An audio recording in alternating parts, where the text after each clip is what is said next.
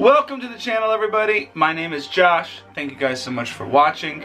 Today we're going to be talking about the single most valuable thing that you need to have as an online reseller. Let's go.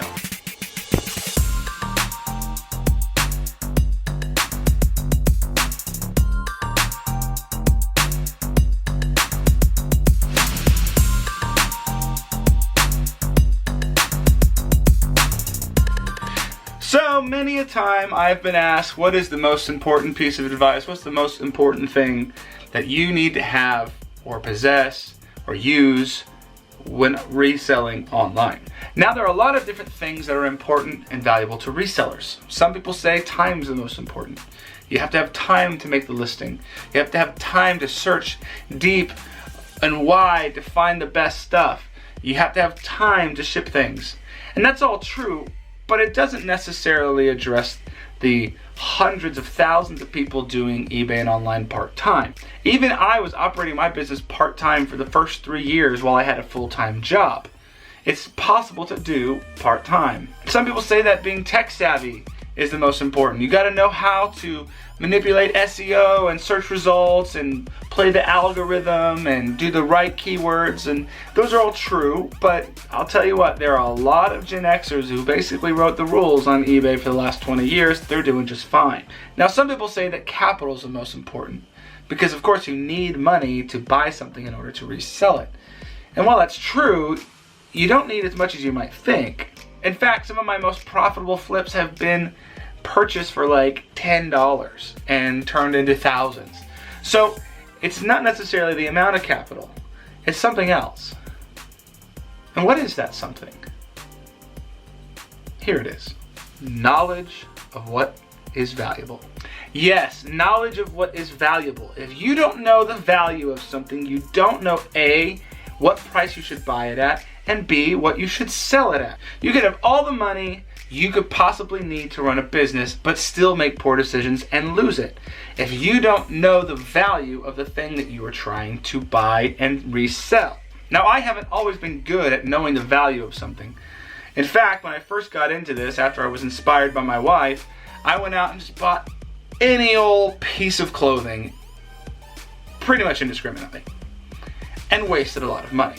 It took time before I knew what the heck I was looking at when I walked into a thrift store. Now, of course, the silver lining in buying a bunch of stuff sort of indiscriminately was that I accidentally bought a vintage Chanel sweater, which kind of made up for all that. But that's a complete accident. But what's not a complete accident is what I've done since then, and that is to learn the market. We started out just buying sort of mall brands, and then branched into vintage and all the different subcategories of vintage, and we had to learn the products for each of those categories and learn what their value is on the market. And sometimes we make mistakes, like when I listed a pair of 1960s Levi 502s for way too little because I just didn't know the value, and they sold almost immediately for, I made $400, I'm not complaining, but I think that pair of jeans could have gone for double that. Now, if you have knowledge of the value of something, you can take a little bit of capital and make a lot of profit.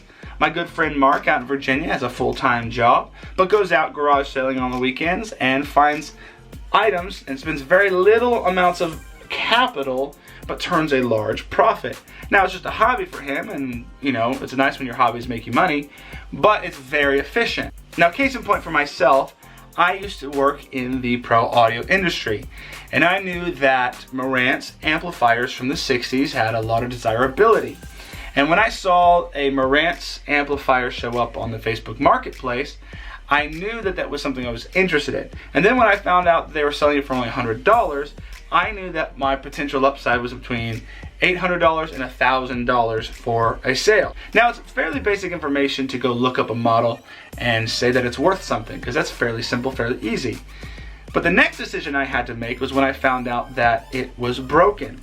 The device did not work.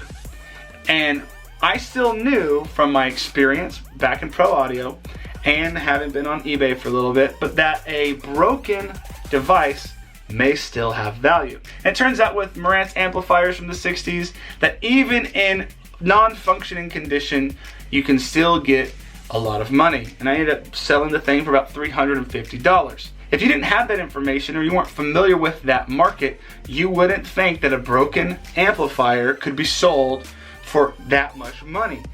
Almost nearly 50% of the average functioning comp price. Now that's an example of when knowledge of a market and of a product helped me make a profit. Now how do you get this secret, mysterious knowledge that you keep talking about?